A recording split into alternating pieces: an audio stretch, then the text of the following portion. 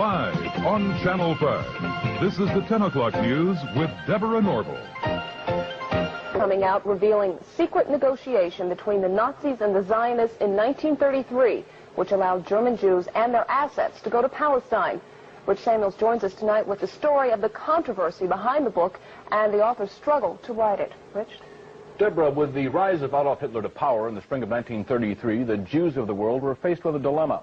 They could raise a cry of protest, a cry few would heed, or they could make a deal with Hitler, a deal that would bring a step closer their dream of an independent Jewish state. American Jews marched calling for the boycott of all German exports. Jews throughout Europe echoed that call, so did Jews everywhere. But a group of Zionists at the same time was quietly negotiating an agreement with the Nazis to allow the immigration of German Jews and the transfer of their assets to Palestine. That deal, reported in August 1933, was the transfer agreement. Palestine, sparsely settled by Jews at the time, was radically changed as a result. I lived in Palestine from 1933 to 1936, and we saw every week transports of German Jews coming to settle in Palestine. German Jewish settlement of Palestine was, for a time, official Nazi policy.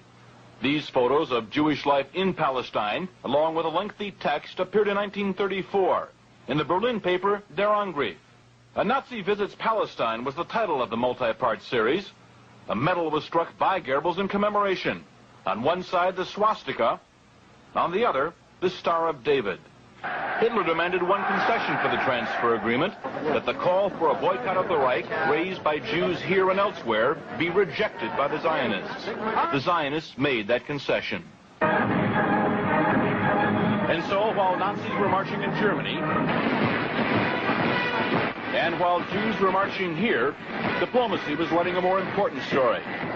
In the Mediterranean, where the dream of a nation-state for Jewish people came a step closer to reality. The story in this book some will find hard to accept.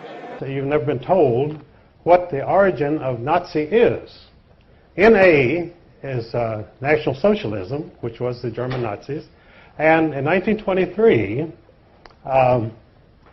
there was a double agent who came to Hitler, and he said to Hitler, look, your Nazi party is not, your National Socialist Party is not getting off the ground. You need an alliance. And he suggested that they ally with the Zionist Party. So the NA of National Socialism joined with the Zionist Party in the World Zionist Party in 1923, and ever after was known as the Nazis, NAZI.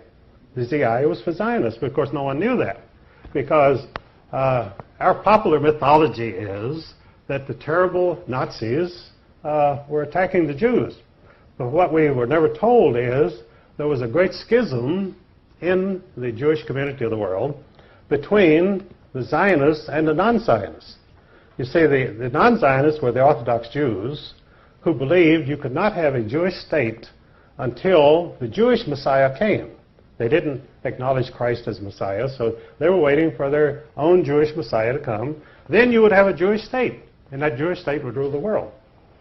But the Rothschilds in 1828 decided they couldn't wait for the Jewish Messiah, so they started what they called Reform Judaism under Moses Hess.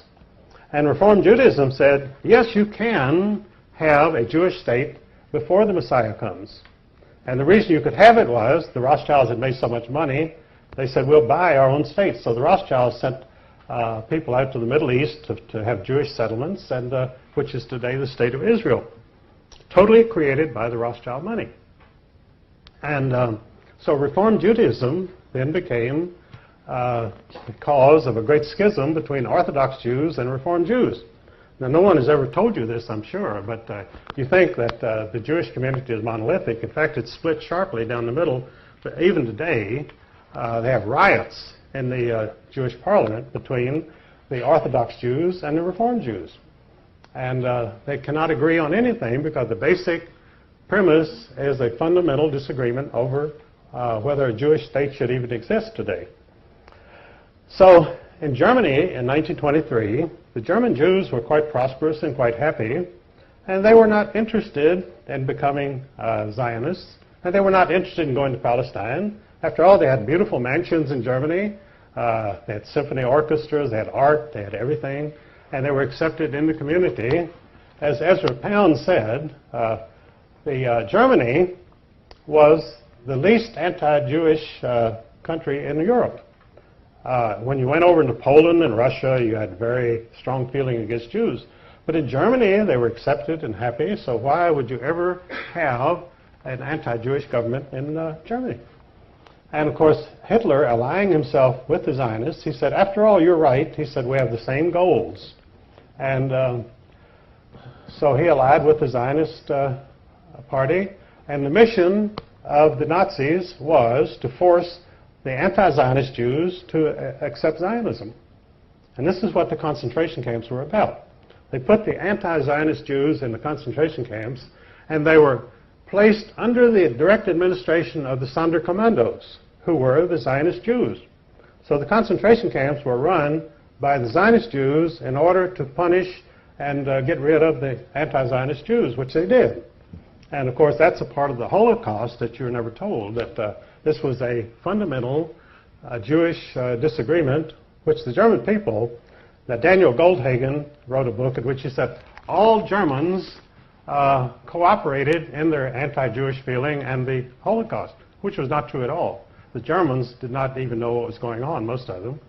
It's just like in the United States, when we were perfecting the atomic bomb and bombed Hiroshima and Nagasaki, the American people knew nothing about it. It was forbidden to mention the atomic bomb.